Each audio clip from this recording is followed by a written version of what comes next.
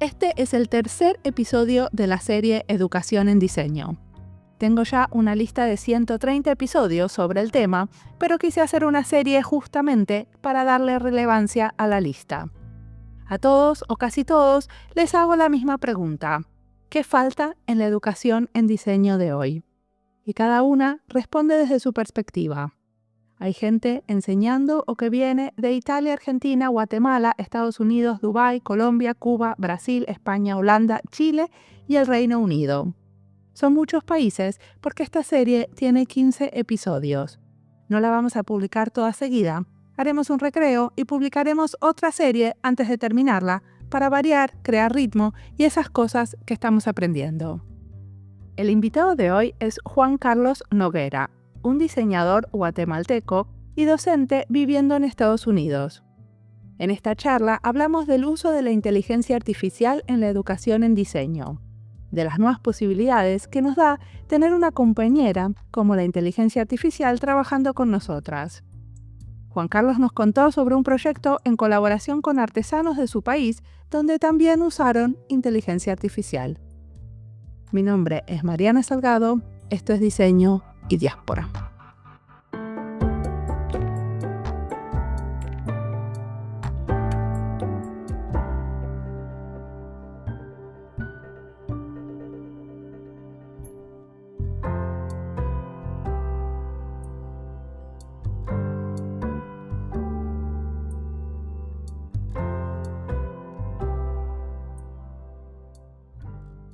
Pues mi nombre es Juan Carlos Noguera. Yo soy guatemalteco, soy diseñador industrial. Desde hace un buen tiempo soy educador, doy clases a diferentes niveles. Empecé dando clases en Guatemala, en la Universidad Rafael Landívar, que es donde estudié. Esto me trajo a Estados Unidos. Llevo ya 5 años dando clases acá en nivel universitario de diseño industrial. Actualmente estoy en el Instituto de Tecnología de Rochester, en RIT. Y ya es mi tercer año dando clases acá y es una plataforma donde me permite producir un poco más de investigación y estar en una comunidad de gente que está produciendo un poco más de investigación. ¿Y qué tipo de investigación te interesa? Me interesa mucho trabajar con tecnología, siempre lo ha hecho. Empecé pues hace años muy interesado, por ejemplo, en la impresión 3D. Estuve trabajando en un startup que diseñamos la primera impresora 3D multimaterial que imprimía piezas electrónicas. Eso fue hace unos 8 años. Últimamente he estado muy interesado en este tema de la inteligencia artificial y cómo afecta a la educación, cómo afecta a los diseñadores como profesionales, jóvenes profesionales. Intentar estar un poco al frente de esto para poder darle a mis alumnos una buena oportunidad de sacarle provecho de una forma positiva y responsable y ética a la inteligencia artificial.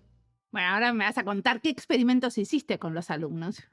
Un poco de todo. Empecé hace 2 años cuando pues empezaron a salir un par de herramientas un poco... Bueno, esto se mueve tan rápido que ahora parecen primitivas estas herramientas. Empezamos explorando cómo se podía utilizar la IA en el flujo de trabajo de un diseñador. Entonces mis alumnos empezaron generando imágenes, generando texto, intentando utilizarlo para poder inspirarse, para poder salir de algún bloqueo que tenían a la hora de estar creando para un diseño.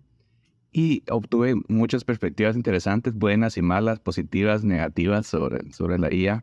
Lo empezaron a utilizar día a día, les encantó. Muchos de ellos se vieron resistiéndose a esto, diciendo, pues no sé a dónde va esto, no me gusta a dónde va. Y esos sentimientos pues siguen a la fecha, sigue siendo algo muy controversial. Mis alumnos, muchos de ellos entran a utilizar estas herramientas sin saber qué pensar. Bueno, eso está bueno, que no tengan prejuicios, ¿no? Exacto, siempre yo les digo que tienen que tener pensamiento crítico, tienen que saber bien también qué es lo que están usando, porque muchas de las empresas que desarrollan esas herramientas tienen formas de trabajar e intenciones muy diferentes. Entonces es bueno que conozcan con quién están trabajando y a dónde va su información. Entonces en clase nos enfocamos tanto en usar las herramientas y sacarles provecho y divertirnos usándolas porque puede ser divertido. Entonces, la usan para inspiración, me dijiste hasta ahora. O sea, como en el momento de generar ideas. ¿Y qué es lo que le dicen? A ver, ¿me das un ejemplo concreto? Estábamos diseñando tal cosa y entonces... Sí, estábamos diseñando, por ejemplo, una silla, ¿verdad? Y quieres diseñar una silla de madera doblada. Entonces, usualmente un diseñador al diseñar eso, pues se inspira por otros objetos, empiezas a buscar, vas a una biblioteca, vas a un museo a ver cosas de madera y pues te inspiras.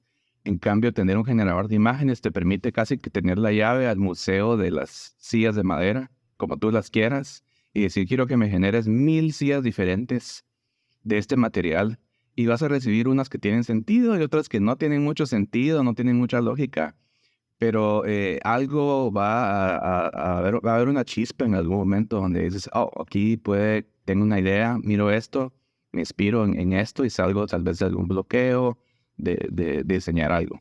O bueno, vas a generar una capacidad para seleccionar, ¿no? Vas a decir, bueno, no me interesa las que la madera está torneada porque no tengo un torno, por ejemplo. O sea, vas a entender tus propios criterios de selección, supongo. Exacto. Y lo que les hago ver a mis alumnos es que su pensamiento crítico sigue siendo más importante que nada más, ¿verdad? Sigue siendo lo número uno. Porque aunque tengan el acceso a generar mucho más material, no significa que ese material va a ser mejor, no significa que va a resolver mejor el problema, sino que es más importante que nunca que ellos sean buenos editores y buenos pensadores y ponerse, digamos, empatizar con el usuario más que nunca, porque la calidad del producto no va a aumentar, aunque tengamos todas estas ideas ahí de fondo. Pero usaron las ideas para llevarlas a un cierto grupo de gente para ver cómo las desarrollaban. ¿Qué hicieron después? Los alumnos toman estrategias muy diferentes. Hubieron alumnos que realmente generaron cientos de ideas, por ejemplo. De esas cientos de ideas, pues ellos editaron y crearon algunos conceptos. Imagínate 3 o 4 conceptos y luego pues los llevan adelante como un proceso de diseño estándar. Hubieron otros alumnos que sencillamente se inspiraron por lo que vieron, salieron de algún bloqueo y siguieron su proceso de diseño estándar.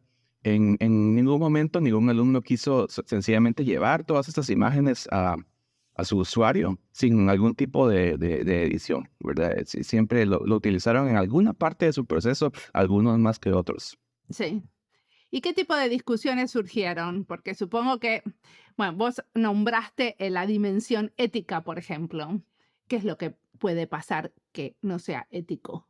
En varios niveles podemos pensar en ética. En primer lugar, al usar el servicio de un generador de imágenes, por ejemplo, inteligencia artificial, la propiedad intelectual es un tema. De esa imagen que se generó, ¿de quién es? ¿Es mía? ¿Es del servicio? Depende del servicio que yo utilice. Eso cambia, los términos de servicio cambian de uno a otro. Hay servicios que son creados para que los diseñadores se sientan más cómodos con su propiedad intelectual, donde está realmente claro que lo que se produce es del diseñador, no es de la empresa, no se va a utilizar por la empresa para seguir entrenando estos modelos. Y es más claro, y hay otros sistemas donde la propiedad de datos es mucho más gris, y ahí es donde los alumnos empiezan a tener duda, porque si yo uso esto en un proyecto que va a ir al mundo real, entonces tengo que asegurarme que la propiedad intelectual de ese objeto, de ese diseño, esté clara. Entonces, esa es una dimensión de propiedad intelectual que a los alumnos les queda ahorita no tan clara. Otra es cómo fueron creados. Eso es interesante porque en general en diseño no se habla mucho de la propiedad intelectual, ¿no? O sea, no tenemos muchas clases sobre propiedad intelectual que podríamos tenerlas para propiciar justamente que se usen más licencias de creación común con atribución o sin. Y más que nunca esto se vuelve un tema, donde esa es una excelente excusa para hablar mucho más de propiedad intelectual. Aunque otros alumnos tienen otras preocupaciones éticas, como por ejemplo cómo fueron creados y cómo fueron entrenados estos modelos de inteligencia artificial, porque para poderse entrenar tuvieron que entrenarse con sets de datos que algunos de ellos puede que no vengan de un lugar muy ético, puede que sencillamente sean robots que van y raspan todo el internet y obtienen toda la información que es propiedad de alguien, de algún diseñador, de algún artista, y así entrenan su modelo. Y para nosotros que solo usamos el servicio, eso es muy opaco. Entonces, los alumnos tienen problemas si no saben de dónde viene esa data, ¿verdad? Porque hay otras empresas, por ejemplo, Adobe, que es un servicio que los alumnos ahora pues empezaron a utilizar las herramientas de inteligencia artificial que Adobe provee. es mucho más transparente respecto a de dónde viene su data de entrenamiento. Viene de sus bases de datos de imágenes sobre las cuales tienen alguna licencia y el proceso es un poco más transparente. Entonces, los alumnos y profesionales se sienten un poco más cómodos usando ese tipo de herramientas. Ok, o sea que usaron varias herramientas y están como comparando de dónde provienen los datos y cuán éticas son esas compañías que están detrás de esas herramientas y también la funcionalidad. O sea, hicieron como un estudio de diferentes herramientas de inteligencia artificial. ¿Entiendo bien? Sí, así es. Vimos diferentes en clase, leímos los términos de servicio, leímos el texto chiquito, que eso que es aburrido hacer a veces, pero para darnos cuenta a dónde va mi información que yo estoy dándole a este servicio para su mejora, ¿verdad? Alguien dijo, no recuerdo ahorita bien de dónde viene esta frase, pero dijo que si algo es gratis, entonces tú eres el producto. Entonces, si estoy dándole esta información y estoy obteniendo un servicio gratuito, es por algo. Mi información está sirviendo a algún propósito y quiero que mis alumnos lo tengan claro. Creo que otra cosa que quiero que tenga también claro es qué es lo que estas herramientas hacen bien y qué es lo que no hacen bien, porque no solucionan todo. No pueden ser la única herramienta en mi arsenal, sino que yo tengo que darme cuenta que tienen sus limitaciones y que pueden tener un espacio en mi caja de herramientas si yo lo hago responsablemente, si yo las uso conscientemente. ¿Y qué cosas no tenemos que hacer nunca? Creo que lo que tenemos que darnos cuenta en primer lugar es que muchas de estas herramientas son una cámara de eco. Es decir, fueron entrenadas en material ya existente, entonces lo que voy a recibir siempre es algún tipo de remix de algo que ya está allá en el mundo. Y si yo realmente quiero crear algo 100% nuevo, tengo que darme cuenta de esa limitación. Entonces, si yo la uso en alguna parte de mi proceso creativo, tengo que saber que voy a recibir cosas tal vez basadas en productos y cosas existentes que el modelo se entrenó viendo algunas de estas imágenes y darme cuenta que puede ser una fuente de inspiración, pero necesito seguir haciendo mi investigación de usuario, necesito seguir empatizando con mi usuario y hacer todas las cosas que me hacen un buen diseñador. Ese pensamiento crítico sigue ahí, aunque tal vez mi trabajo se vuelve más rápido de hacer porque tengo estas herramientas a mi acceso o que puedo producir más material que antes. Es decir, puedo ir a una reunión con mi cliente y ahora llevarle 50 cosas que ver en vez de 5. Sí, me puede potenciar de esa forma, pero más que nunca mi pensamiento crítico es importante porque ahora tengo que tomar más decisiones que antes. Y uno de mis alumnos, un alumno de maestría, Jaden Zhu, él lo dijo muy bien en su presentación final de su proyecto después de usar estas herramientas por primera vez. Dijo, me gusta esto porque yo siento que antes yo era un músico, un instrumentalista preocupado con la técnica y con esta herramienta pues me vuelvo más un compositor. Me gustó esa cita bastante. Bueno, pero también ser un instrumentalista tiene su parte creativa, ¿cierto? O sea, uno está dándole vida a una solución. Sí, y tal vez lo que cambia con el tiempo es la herramienta, ¿verdad? Y no es sin precedentes porque imagínate, digamos, en el mundo del diseño industrial, cosas que cambiaron mucho en nuestra profesión es el acceso fácil a las herramientas de CAD, de diseño en computadora. Eso aceleró muchísimo nuestro trabajo y si regresamos en el tiempo un par de décadas, nos damos cuenta de que muchas personas tenían miedo de que este tipo de herramientas fueran a depreciar un poco la profesión. En el diseño gráfico también el acceso fácil al diseño gráfico digital también en algún momento fue una preocupación. Esto va a hacer que todo el mundo tenga acceso a hacer diseño, entonces el diseño va a ser malo. Entonces este miedo no es nuevo, la diferencia es la velocidad, la aceleración que tiene todo esto y el acceso a estas herramientas es lo que es difícil comprender el efecto que va a tener. ¿Y qué cosas no te animaste a hacer con los alumnos, pero te gustaría? Hay cosas en el horizonte que me emocionan y también quiero explorar. Por ejemplo, mis alumnos decían, bueno, puedo generar imágenes, pero nosotros como diseñadores industriales pues, generamos objetos. Entonces eso todavía no existe y no sé qué. Pero esta herramienta va evolucionando tan rápido que ahora estoy viendo muchas herramientas que generan objetos tridimensionales. Vas a generar una cantidad de basura inaudita. Exactamente. Entonces, por ejemplo, una vez eso está allá en el mundo donde todo el mundo puede generar un objeto tridimensional, Entonces, ¿cuál se vuelve nuestro rol como diseñadores? Y más que volvernos relevantes, yo soy alguien que piensa muy positivo y pienso, yo lo que tengo ahora es una responsabilidad más fuerte de hacer que lo que mis alumnos, los profesionales ponen allá afuera en el mundo, sea bueno, sea positivo, tenga un impacto positivo, porque mientras más fácil es generar un diseño, digámoslo entre comillas, un objeto, más difícil es controlar su proceso y su salida al mundo. Como que vamos a ser una especie de curadores de lo que se produce. Sí, el acceso a la herramienta, digamos, la barra de entrada a crear objetos es cada vez más baja. Entonces, mis alumnos, incluso antes de estas herramientas de IA, yo me doy cuenta que, por ejemplo, las herramientas de CAD y renderización a las que tienen acceso comparadas con las que yo tuve acceso cuando yo estudié, ellos generan cosas mucho más rápido, aprenden el software mucho más rápido. En su segundo año, ellos ya están generando diseños en CAD, haciendo impresiones 3D, haciendo maquinados CNC y cosas que yo no hice cuando tenía su edad. Entonces, la barrera de entrada va bajando porque las herramientas van siendo cada vez mejores y estas herramientas de inteligencia artificial no van a ser la excepción. Van a ser cada vez más específicas, van a estar por ejemplo, un buen ejemplo es ahora Adobe. Sus herramientas de inteligencia artificial sencillamente están ahí adentro de tu Photoshop o Illustrator. Y un día no estaban ahí, otro día hiciste un update a tu software y ahí están. Y ya las tienes acceso a usarlas. Entonces, eso va a pasar en otros software, en otras partes de nuestro proceso. Y no podemos detener ese cambio. Entonces, yo como educador siento esa responsabilidad de interactuar con esas herramientas en el salón, usarlas y estar como encima de este tema, para que mis alumnos sientan que ellos están como al frente de esta revolución y no solo están como metidos en el río y el río los lleva, sino que ellos son los que proponen algo nuevo. Vamos al proyecto donde trabajaron con artesanos en Guatemala usando inteligencia artificial. ¿Qué hicieron?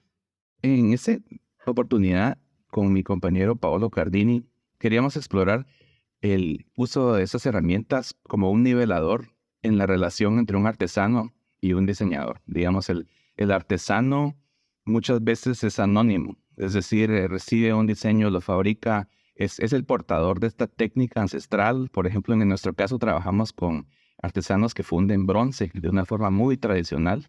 Reciben un diseño, lo fabrican, ese diseño va y se instala en un hogar o es una escultura que se expone en una galería, pero el artesano no tiene ahí parte del proceso, no tiene como propiedad sobre el proceso de ninguna forma, ni autoría sobre el proceso. Y queríamos ver si esta herramienta puede llegar a cambiar eso. Entonces, decidimos hacer un ejercicio a distancia donde nosotros aquí en Estados Unidos trabajamos a través de una videollamada y utilizamos una herramienta de inteligencia artificial, en este caso DALL-E, para poder tener un proceso de comunicación. Es decir, ellos se unieron a la herramienta, nosotros también. En vez de como diseñadores darles un boceto o un render y decimos queremos hacer este objeto y que ellos sencillamente lo fabricaran, ahora tuvimos la conversación a través del sistema de IA donde generamos imágenes. Teníamos una idea, una conversación, estábamos generando imágenes, intercambiando imágenes. Y ellos podían proponer algo, así como nosotros podíamos proponer algo, sencillamente utilizando la herramienta. Entonces, siendo nuestro único método de comunicación, llegamos a 3 objetos muy interesantes que últimamente fabricamos. El producto número 1 que este artesano fabricaba era aldabas, era tocadores de puerta, estilo colonial, estando en una ciudad colonial, como es Antigua Guatemala. Que hay de todo, ¿no? Por lo menos en Colombia yo vi como lagartijas, sapos, hay unas cosas muy creativas. Exacto. Es un microcosmos interesante porque es una ciudad colonial, es cierto, es estilo español colonial, pero al mismo tiempo tiene ese sabor local que lo hace muy interesante. Entonces, hicimos 3 tocadores de puerta, pero les dimos un tema muy especial. La conversación nos llevó a pensar en los colonizadores. Entonces, creamos 3 tocadores de puerta. El primero representaba a los colonizadores del pasado. Entonces, en este caso, los españoles. Entonces, era un estilo muy naturalista, estilo muy español. Hicimos un colibrí, un tocador de puerta colibrí muy elegante. Luego estaban los colonizadores del presente. que en este caso son los turistas, ¿verdad? Porque en Antigua Guatemala, a pesar de ser una ciudad colonial con tanta tradición, el restaurante más ocupado es McDonald's. Entonces hicimos un tocador de puertas para un restaurante de comida rápida que es una hamburguesa. Y luego los colonizadores del futuro, ese fue todo un tema, pensar en quién iba a ser. Hicimos este diseño maya futurista, que era medio extraterrestre, medio robot. Hicimos esta máscara como tocador de puerta. Y fue un proceso muy, muy divertido, donde la relación fue muy diferente a lo que usualmente ellos están acostumbrados, que es sencillamente recibir como instrucciones de cómo fabricar algo. Y ellos tuvieron parte del proceso creativo a través del uso de esta herramienta que es muy accesible de usar. Y decime una cosa, ¿de qué manera en la colaboración con artesanos la inteligencia artificial puede cambiar ese colonialismo implícito en muchas de estas colaboraciones? Estas herramientas son obviamente diseñadas para personas en el primer mundo, ¿verdad? Están pensando en gente que son early adopters, están pensando en gente que está acostumbrada a la tecnología.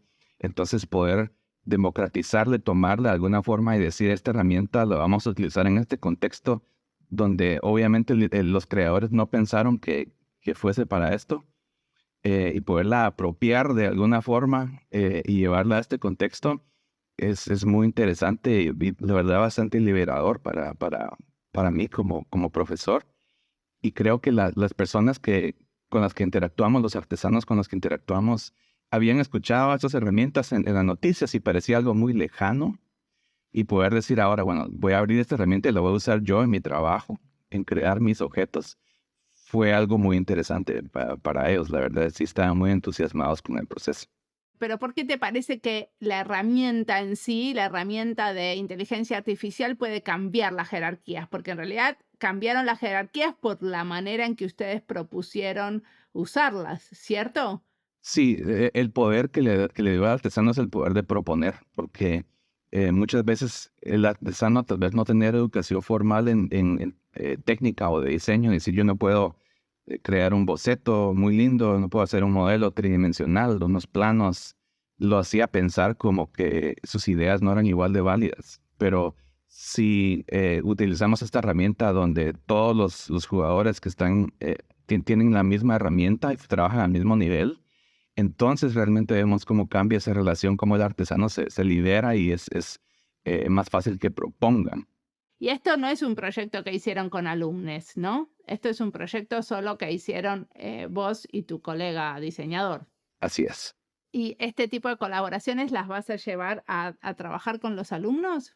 Sí, este estudio de caso, mi intención también al trabajar con esto era poder decirles a los alumnos, esto es lo que sucede si le das este tipo de acceso a una herramienta así a alguien que está en tu proceso de diseño, tal vez a tu usuario, tu cliente, las personas con las que interactúas al crear un diseño. ¿Qué pasa si en esa conversación, en vez de tener notitas post-it, tienes alguna herramienta así de por medio? ¿Cómo puede cambiar eso el proceso? ¿Será que puedes obtener más de la gente? ¿Será que se sienten un poco más liberadas a comunicarse contigo a través de estas imágenes? Entonces, el usarlo como una herramienta de comunicación más que de creación, para mí era algo interesante que explorar. ¿Y te parece que funcionaron para vos como herramienta de comunicación? En este caso funcionaron muy bien. Siempre pues, es necesario que expandamos su uso un poco y hagamos unos experimentos más. Es importante tener experiencias buenas, así como tener experiencias malas y saber qué evitar.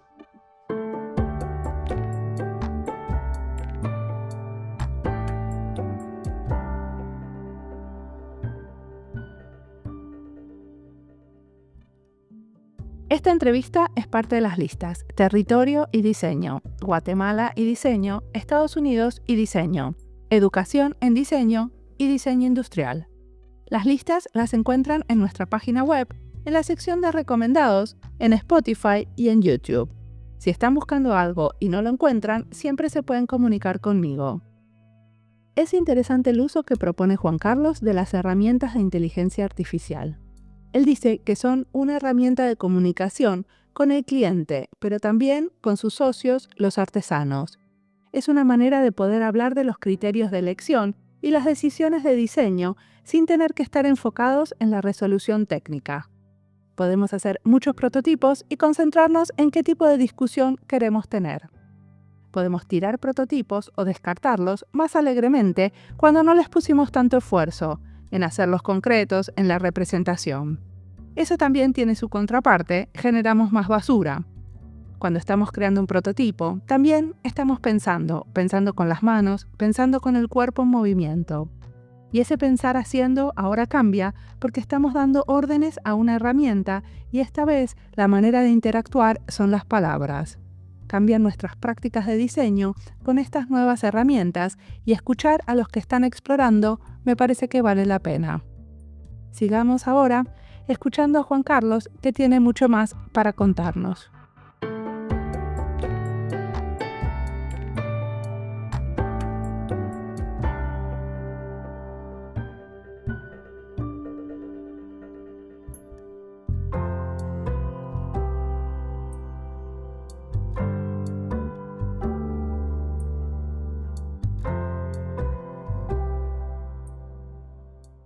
Perfecto. Y vos dijiste que estamos produciendo las aldabas que salieron, ¿las están produciendo ustedes o los artesanos? ¿Cómo es? Producimos solo un par de ejemplos que son los que se han expuesto. No fueron producidas en serie. Ah, ok. ¿Por qué? Porque nadie pondría una hamburguesa como llamador. Tal vez no la hamburguesa. Ahora debo decir que el colibrí sí ha tenido bastante demanda. Incluso la máscara maya ha tenido bastante demanda. Creo que la hamburguesa todavía... De hecho, tuve solo una persona que sí se contactó con los artesanos para ver si le producían una hamburguesa. Pero era un artista de cómics, era alguien que quería algo muy diferente en su casa. Buenísimo. Y ganaste un premio hace poco, ¿no? Sí, tuve la fortuna de ganar un premio de la Fundación Vilcek, aquí en Nueva York, que se llama Creative Promise and Design. Es un premio que se le otorga a profesionales migrantes que están haciendo una diferencia positiva en su comunidad. ¿Y por qué te lo dieron? Por mi trayectoria, mi trayectoria ha sido muy variada. He trabajado en cosas muy diferentes. Empecé mi carrera trabajando en el mundo de diseño accesible, universal, diseñando sillas de ruedas y objetos de movilidad en Guatemala. Y también pues llevo mucho tiempo trabajando en educación, no solo dando clases, sino que también creando currículum. Tuve la fortuna de trabajar en Guatemala también hace un par de años creando un currículum para un programa nuevo de diseño de productos, de diseño industrial. Me gusta también bastante este tema.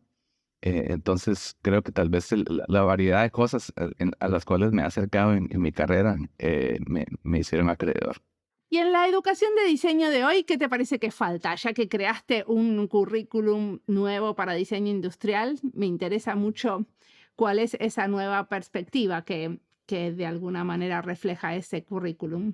Creo que mi perspectiva ha sido formada bastante por venir a Estados Unidos, estar en este país nuevo y darme cuenta, cuando vine como un estudiante, tenía un poco este síndrome del impostor, ¿verdad? Yo estaba aquí porque pues tuve suerte y me gané una beca para poder venir a estudiar acá, pero realmente mi habilidad técnica no iba a ser la misma que los demás, yo no iba a tener la misma posibilidad de crear que mis compañeros que sí eran americanos se habían estudiado acá. Yo me vi de esa forma intentando caber en su molde de qué era lo que se esperaba de mí. Y con el tiempo me di cuenta que era muy lo opuesto, que lo que a mí me daba valor como diseñador era mi bagaje cultural, mis experiencias diseñando y fabricando cosas en Guatemala, donde yo no tenía los mismos recursos, no tenía acceso a las mismas herramientas, ni talleres, etcétera, donde tenía que hacer más con menos. Entonces, estando en un mundo profesional aquí en Estados Unidos, me di cuenta que eso es lo que me hacía valioso para un equipo, es esa diferencia. Y ahora que estoy en el otro lado de esto, yo estoy dando clases y trabajo con mucho estudiante internacional, veo a mis alumnos intentando caer en ese molde, intentando, ver cómo trabaja un diseñador estadounidense, y entonces así tengo que ser yo. Y diciéndoles, no es cierto, porque lo que tú traes de otra parte del mundo es lo que te hace valioso acá, es lo que te va a hacer deseable como profesional. Esas experiencias que son diferentes, ese punto de vista diferente que puedes aportar a un equipo. ¿Qué pasa si lo hacemos de esta otra forma? Y creo que esa parte nos hace falta como educadores, poder decolonizar el diseño de esa forma, porque eso es lo que solo vamos a lograr mejorar nuestra profesión si lo hacemos así, si nos damos cuenta que la gente que viene de todas partes del mundo a un programa como en RIT, donde tengo estudiantes de todas partes del mundo, es lo que lo hace rico e interesante, y no sencillamente enseñarle a esa gente lo que ya existe acá. ¿Y cómo hiciste para que eso se refleje en el currículum? Creo que lo intento reflejar. No puedo decir que ya tengo la fórmula resuelta, pero lo intento reflejar en esas pequeñas cosas que hago dentro del salón de clase, como qué tipo de proyectos escojo, qué le pido a mis alumnos que creen. No les puedo pedir que creen, bueno, tú me vas a crear un nuevo celular iPhone, ¿verdad? Y vamos a seguir reciclando estas mismas ideas que ya tenemos. Pero ¿qué pasa si me propones algo que resuelva un problema local, de donde tú vienes, de tu comunidad? Intenta explicarnos ese problema, intenta resolverlo con estas herramientas nuevas que aprendiste en mi clase. O sea que en realidad la reforma no está a nivel curricular, sino que la reforma está en cómo cada profesor interpreta ese currículum, porque lo que vos me estás diciendo de qué tipo de proyectos haces no tiene que ver con la reforma curricular. Sí, es más bien con la pedagogía, con lo que pasa dentro del salón de clases, que los alumnos se sientan cómodos de expresar esas ideas en el contexto de desarrollar un proyecto técnico, digámoslo así. Si hoy doy una clase de dibujo CAD renderizado 3D, pues puedo decir que lo importante de esa clase es aprender a usar la herramienta. Pero si la aplicación de esa herramienta es en algo que a los alumnos les haga sentir cómodos con su identidad cultural, va a ser más poderoso en hacerles sentir cómodo, en hacerles sentir como que pueden expresarse como profesional en otra parte del mundo. ¿Pero te parece que en diseño tenemos que seguir aprendiendo herramientas? Las herramientas van cambiando, y yo creo que la proporción en la cual enseñamos herramientas y tenemos proyectos ha cambiado muchísimo durante el último par de décadas. Yo creo que cuando yo estudié, pasábamos mucho tiempo aprendiendo herramientas, ¿verdad? Muchísimo tiempo aprendiendo técnicas, y ahora, como hablábamos hace un momento, todo esto se va volviendo más accesible y más rápido de aprender. Entonces le podemos dedicar más tiempo a hacer proyectos, a hacer que los alumnos produzcan y ejerciten el uso de las herramientas. Y creo que esa proporción sigue cambiando, ¿verdad? Ahora, por ejemplo, adentro del programa de RIT tenemos un solo curso de renderizado 3D que los alumnos llevan. Y muchos alumnos que entran a ese curso ya utilizan algún tipo de herramienta de renderizado y lo utilizan para ejercitar su renderizado y para hacer preguntas. Porque el libre acceso a estas herramientas y esta información en el Internet hace que podamos dedicarle más tiempo en el salón a producir objetos de portafolio. Decime una cosa, ¿qué recomendás? ¿Qué cosas te inspiran? ¿Qué mirás? ¿Qué lees? ¿Qué escuchas?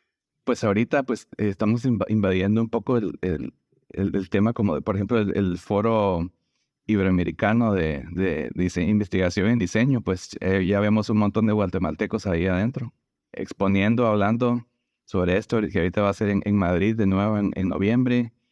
Ahorita pues se acaba de editar un libro sobre 200 años de diseño industrial en Guatemala, que ese tipo de publicaciones no se veían tan frecuentemente, y ahora son más frecuentes de ver este tipo de lanzamiento, este tipo de escrito, este tipo de investigación que antes no se producía tanto, acelerarse un poco.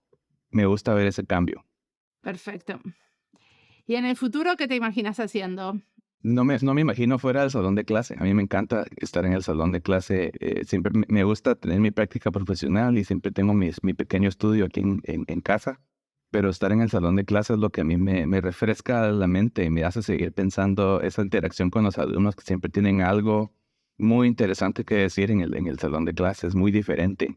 ¿Y qué haces en tu estudio?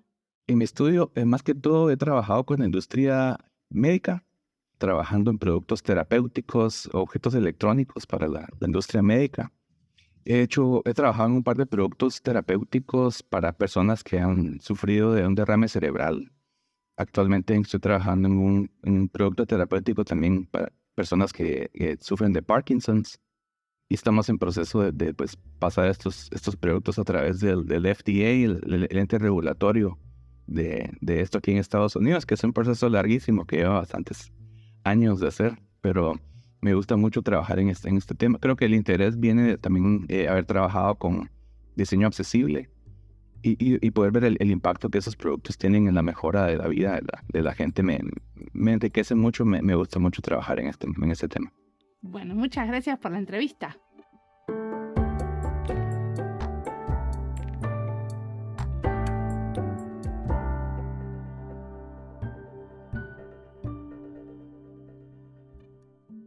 Antes era un instrumentista y ahora soy un compositor, dijo uno de los estudiantes de diseño de Juan Carlos. Creo que está bien que nos sintamos más compositores, pero hay algo del instrumentalista que no quiero denigrar. Instrumentalizar es interpretar, es dar vida. Es también tomar decisiones de diseño. Y en el hacer también hay una impronta que le dan nuestras manos y nuestro cerebro coordinados. Durante estos años que entrevisté a muchos diseñadores, me di cuenta que muchas de nosotras que estudiamos diseño y terminamos teniendo un trabajo más de compositoras, necesitamos lo concreto. Muchas que ahora trabajamos en relación al diseño más abstracto, el diseño estratégico de políticas públicas, de servicios, de futuros, tenemos como pasatiempo hacer cosas con las manos. Ir a clases de cerámica, dibujar, pintar, coser, tejer, cocinar, esculpir. Lo necesitamos y es parte del pensar con la materialidad o a través del material. También produzco imágenes para mi trabajo con herramientas de inteligencia artificial. También uso las herramientas para preguntar y generar respuestas ayudándome a pensar. Corrijo texto, lo simplifico, pregunto cómo resolver cosas, pido imágenes y pienso a través de lo que me va tirando porque no es lo que quiero o lo que tenía pensado. Busco palabras para describir mejor lo que tengo en la mente. Y ese ejercicio me gusta a veces, me frustra otras veces. Y definitivamente me simplifica algunas tareas, pero no estoy segura que sean las que más quiero simplificar o las que más me convenga simplificar a la larga. ¿Qué experiencias tienen ustedes usando las herramientas de inteligencia artificial para diseñar? ¿Nos cuentan a través de las redes? Queremos saber qué están haciendo y qué resultados tienen. Como siempre, la música del podcast es de Antonio Zimmerman, el diseño de sonido es de Julián Pereira. Este podcast está publicado con licencia creativa común con atribuciones. Esto fue Diseño y Diáspora. Pueden seguirnos en nuestras redes sociales, en YouTube, Instagram y Twitter o Blue Sky, o visitar nuestra página web diseñoydiaspora.org. No olviden recomendarnos. Nos escuchamos en la próxima.